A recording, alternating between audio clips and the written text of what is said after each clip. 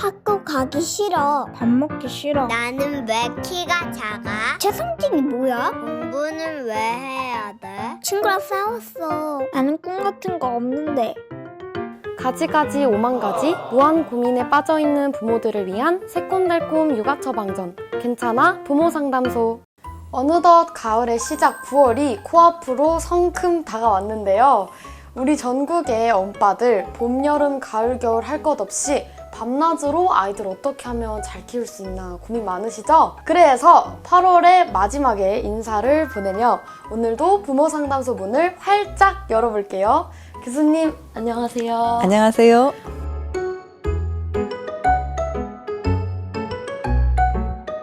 사실 요즘은 9월이라고 해도 아직 많이 더운 것 같아요. 네. 교수님은 어떤 계절 가장 좋아하세요?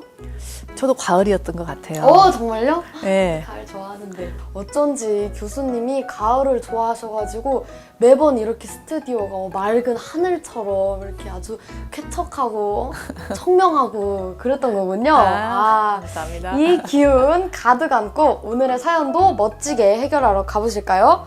출발!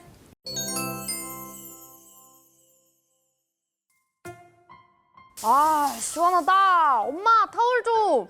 철아, 동생도 있는데 샤워하고 그냥 벗고 나면 어떡해. 얼른 입자. 동생인데 뭐 어때? 엄마 잠옷 좀 갖다 줘.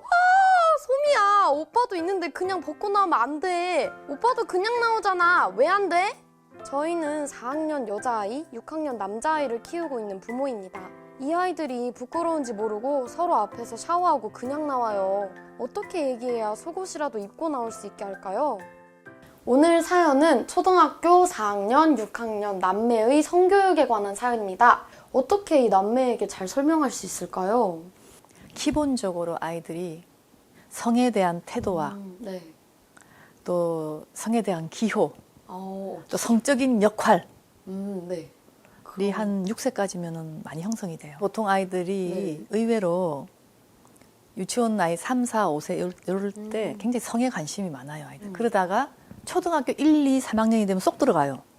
왜 쏙 들어가요? 그때 잘 보세요. 초등학교 딱 들어가면 남자아이들은 남자끼리, 여자아이들은 여자끼리 맞아요. 탕가르기 해가지고 그쵸, 제일 그쵸. 열심히 노는 나이가 그 나이고요. 맞아요. 그러다가 또 사춘기가 되면은 반대, 옛날에 유아기 때처럼 또 이성에게 엄청 관심이 많아져요. 이게 시기에 따라서 참 다르다는 걸 아시면 좋고, 대략적으로 제가 해서 오늘 어머님이 이제 아이들이 지금 초등학교 고학년이죠. 이 정도 되면 이거 내가 교육을 좀 시켜야 되지 않느냐라고 물으시지만 저는 대답이 그게 뭐겠어요? 6세 이전에는 어떻게 하셨어요? 라고 물을 수밖에요. 정말 성교육을 제대로 이렇게 영향을 주려면 어릴 때가 효과가 크고요. 올해 4학년, 5학년, 6학년이 되면 부모가 어떻게 할 수 있는 건 별로 없어요. 남들이 해줘야 돼요. 부모하고 이 나이가 되면 성이 어때야 돼요? 이런 대화를 하기가 상당히 어려워요, 아이들이. 조금 왜냐하면 껄끄러워지나요? 여러분, 성이라는 것은 굉장한 사람들에게는 은밀한 욕구예요. 그렇기 때문에 부모들한테 당연히 아이들이 잘 오픈 안 하죠. 그렇네요. 예를 들면 어떻게 대학생 제 남자아이들이 엄마 나 여친과 뽀뽀했다 그 얘기를 하겠습니까? 똑같이 지금 이 아이들이 어린 시절부터 자기 알몸을 누구한테 보여주는 거에 대해서 이러면 안 되지 하는 거를 왜 못 배웠을까? 요 사안만 가지고 제가 말씀을 다 못 드리지만 일단은 먼저 유아기 때 형성이 돼야 될 부분이 뭔가가 좀 심리적 발달이 조금 지연돼 있지 않을까 싶어서 혹시 어머님께서는 이런 경우는 아이들한테 이제 알몸으로 나오면 안 돼 뭐 이런 걸 가르치기 이전에 왜 발달이 다 안 됐지 하면서 혹시 여유가 되시면 아이들의 심리적인 성숙도 정도를 볼 수 있는 심리 평가를 해보는 것도 저는 나쁘지 않을 것 같아요. 그럼 초등학교 고학년 아이에게는 어떤 방향의 성교육이 필요할까요? 그래서 초등학교 고학년이면 사춘기 시작되고 성 호르몬이 분비가 상당히 와 있습니다. 그리고 괜히 그냥 자기 몸에도 막 관심이 많아지고 그렇죠. 이런 시기예요. 저도 두 아들을 길러봤는데 이 아이들 둘 다를 6학년쯤 되면 사춘기가 이제 익어가는 데잖아요.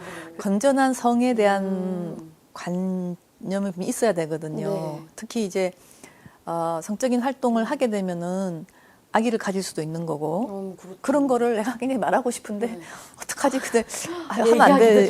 그래서 저는 둘 다 이제 두 아이가 다 친한 친구도 그룹이 있어요. 그 어머니들한테 얘기를 해가지고 청소년 성교육을 시켜주는 센터가 따로 있습니다. 혼자 들으면 애가 너무 안 할라 그러죠. 그러니까 친한 친구 한 5명 정도를 잘 뭉쳐가지고 어머니들한테 다 설명한 다음에 오로로 데려가가지고 6학년 걔들 겨울 방학 때 다 시켰어요. 그러면 태도가 그래서 뭐 이렇게 하면서 열심히 나와요. 이렇게 그룹으로 아이들끼리 건전한 어떤 성적인 그런 관념은 전 꼭 가르치는 게 필요하다고 봅니다. 그럼 부모님들과는 이런 성적인 대화 같은 것들은 어떤 식으로 해야 될까요? 사실 성교육이라는 게 다른 건 아니잖아요. 네. 다른 사람이 네 몸을 만져도 안 되고 중요 부위를 그렇죠. 그다음에 너도 그러면 안 되고 성교육의 가장 기본은 자기 자신의 몸도 아끼고 남도 아끼고 합의되지 않는 어떤 행동을 참으면 절대로 안 되고 이런 것들이 가장 기본이거든요. 아, 사실 어떻게 보면 사람과 사람 간의 예의 같은 그럼요. 그래서 주제네요. 어떤 사람들이 그걸 바운더리 교육이다 예를 들면 경계를 남과 나의 경계를 짓는 교육이라고 생각하시면 되거든요. 그 성교육하기 제일 좋은 나이가 한 5세, 4, 5세 자기 몸에 대한 그 관심이 많아지면서 내 몸은 어떻게 생겼지 이런 질문도 많이 하고요. 자기 몸에 대한 생각이나 이런 것들을 이렇게 발달시킨 나이예요. 성교육할 때쯤이면 그 동성애 부모는 괜찮고 이성애 부모가 아이를 시킬 때는 속옷은 입고 하셔야 돼요.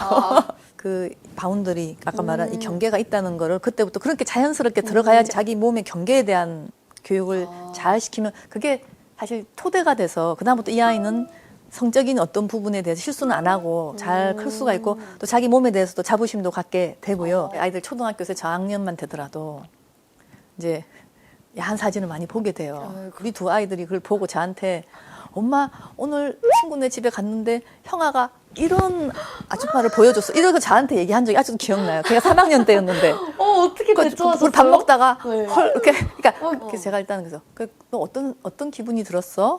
그랬더니 놀랬지 엄마 그러는 거예요. 너무 충격적이죠. 그래서 그 다음 말이 또 기가 막혀서 저한테. 근데 엄마는 왜 이렇게 작아? 그게 굉장히 히트였어요. 3학년짜리. 얼마나 컸겠나 생각도 하지만 그래서 저보고 아이가 그때 허를 찌르는 질문이었어요. 그만큼 애들은 똑똑해요. 그러니까 저는 정말 너무 당황해서 그걸 왜 이렇게 비교하지 하고 놀랐는데 그때 아빠가 아주 그냥 기가 막힌 대답을 했어요. 너네 둘이 다 먹었잖아. 참고로 왜 아빠가 소아과 의사죠. 그러니까 갑자기 어떤 성적인 대상에서의 여자의 가슴이 갑자기 굉장히 기능적인 아기에게 젖어주는 가슴으로 바뀐 거예요. 굉장히 교육적인. 그러면서 갑자기 둘이서 이제 차분해지기 시작했어요. 이게 사실 성교육의 굉장히 중요한 부분이에요. 그러니까 별로 거기에 대해서 서로 별로 금기시하지도 않고 지혜로운 대답으로 아이들의 그 관점을 건전하게 한과 동시에 그냥 우리 교훈으로 야단치는 게 아니라 제일 최악수가 아이가 그런 얘기하면 야단치는 부모죠. 왜 그딴 거 보고 갔냐? 그 친구 다시 가지 마라. 뭐 이렇게 하면은 그 이후부터는 성에 대한 얘기를 입을 다물게 되거든요. 부모님들께서도 그래서 좀 딴 거는 모르지만 그 성에 대한 발달은 어떻게 되나 최소한 이게 이제 그 좀 공부를 조금 하시긴 하셔야 될 것 같아요. 예를 들면 동성애가 뭐냐? 동성애와 또 트랜스젠더라 그러죠. 그건 어떻게 성전환증 환자들은 어떻게 다르냐? 우리 그걸 좀 모를 수가 있잖아요. 그냥 무조건 금기시한다거나 무조건 그렇게 할 문제는 아니고 그래서 이 부분은 조금 지식을 쌓으셔서 아이들하고 그런 얘기를 할 때 시사적으로 좀 객관적으로 접근을 하면 아이들도 그거를 너무 개인화 받아들이지 않고 그럴 수 있구나. 이렇게 자연스럽게 사람의 성에 대한 발달 이런 것들을 알게 되거든요.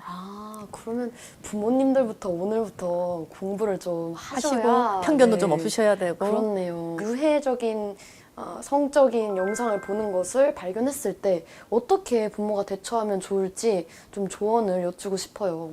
아이를 이해하는 측면보다는 윽박 지르고 정서적인 교감이 부족하면 일단 아이가 놀란 거를 봤는데도 부모하고 오픈을 안 하는 거예요. 딴 사람하고 얘기를 하고 같이 상의도 하고 하는 그런 어떤 통로가 다 막혀 있으면 혼자서 자꾸 담닉하다 보면은 빠져들게 되는 거예요. 예, 또 동영상 보지 않습니까? 아이들 야한 동영상도 그쵸. 혼자 보는 게 더 위험해요.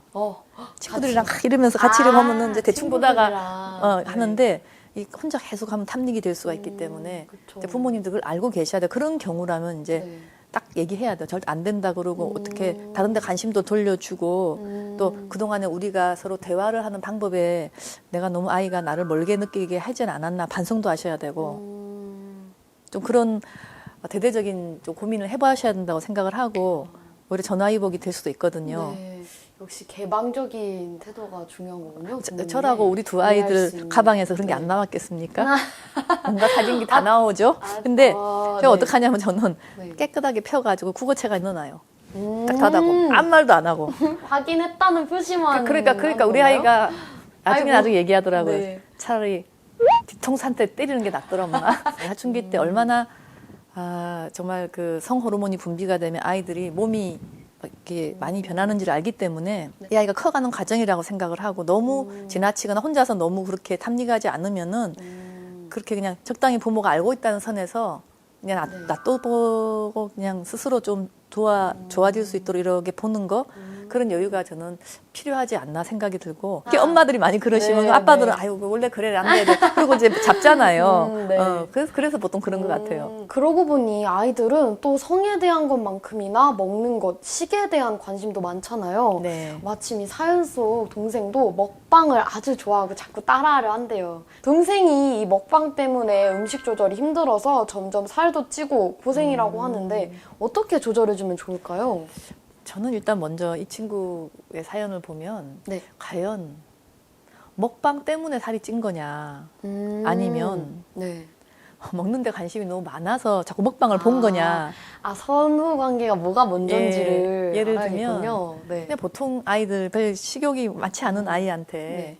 계속 먹방을 보여준다고 해서 그 친구가 많이 먹을 리는 없거든요. 그러니까 계속 본인이 보고, 뭔가 이렇게 네. 뭔가 그 먹는 것을 자꾸 이렇게 하는 욕망이 있기 때문에 네, 그걸 네, 계속 네, 본다고 맞아요. 저는 생각을 하거든요. 아, 인간들은 이렇게 이제 뭔가를 자꾸 보고 네. 자극을 받으려고 할 땐 자기 내적으로 그런 욕구가 있는 거예요. 식욕에 대한 갈망이 남아서 그것이 자꾸 애가 먹방을 보게 하는 그런 요소가 되는 것일 수도 있거든요. 우선 네. 자꾸 먹방을 왜 보니 이렇게 하는 것보다 우리 아이가 어떤 식의 이 먹는 거에 대한 관심과 취미가 있길래 저걸 볼까. 예를 들면 먹방을 많이 먹는 데 관심이 있을까? 아니면 그 음식 중에 막 제가 볼 때는 엄청 칼로리가 폭발하는 음식들을 많이 먹는 그거를 얘가 평소에 많이 엄마가 안 주니까 그것만 정신없이 먹는 걸까? 등등 이런 걸 한 분석해 볼 필요가 있는 거예요. 평소에 먹는 패턴이나 뭐 상황 같은 것들을 잘 그렇죠. 지켜봐야겠네요. 그래서 이제 저는 특히 이제 아이들하고는 한 번쯤 네. 식단을 같이 짜보고 준비해 보는 게 정말 중요해요. 그러니까 최고의 저는 이 이제 네. 식교육이라고 하죠. 먹는 교육은 일단 본인들하고 같이 짜는 거예요. 이제 네. 일요일 바쁘신데 아침에 이제 어떡하지? 가서 네. 장 볼 때 그거 위주로 이렇게 딱 봐줘요. 그리고 미리 준비할 건 준비해놔요. 생활 속에 자연스럽게 이제 식습관과 음식과 영양분과 패턴까지 이 음식에 대한 기대를 하게 되잖아요. 네, 내일은 그렇죠. 아싸 무슨 내가 좋아하는 미역국이다 이러고 나오거든요. 이게 여러 가지 음식을 좋아하게 하면서도 영양분에 대한 것도 이해하면서 미리 준비하는 거, 또 규칙성이 있는 거, 그렇네요. 기대하게 하는 거. 그래서 좋은 게 너무 많네요. 저는 완전히. 한번 그것 좀 부모님들 아무리 바쁘시더라도 특히 바쁜 부모일수록 제가 볼 때는 네. 챙겨준 게 좋고 한 번쯤 많은 부모님들이 정말 이런 식교육할 때 먹방 때문에 걱정할 게 아니라 먹방을 자꾸 보는 걸 방지하는 법이 이런 방법이에요. 이게 가족은 밥상 앞에서 같이 밥을 먹는다라고 해서 이제 가족이다 이런 말들도 있는데 역시 육아의 신희진 교수님이셔서 이게 밥상머리 교육부터 정말 다르신 게 아닌가 하는 생각을 또 해봅니다. 지금까지 육아의 신희진 교수님께 초등학교 고학년 남매의 성교육에 대한 조언을 들어봤습니다.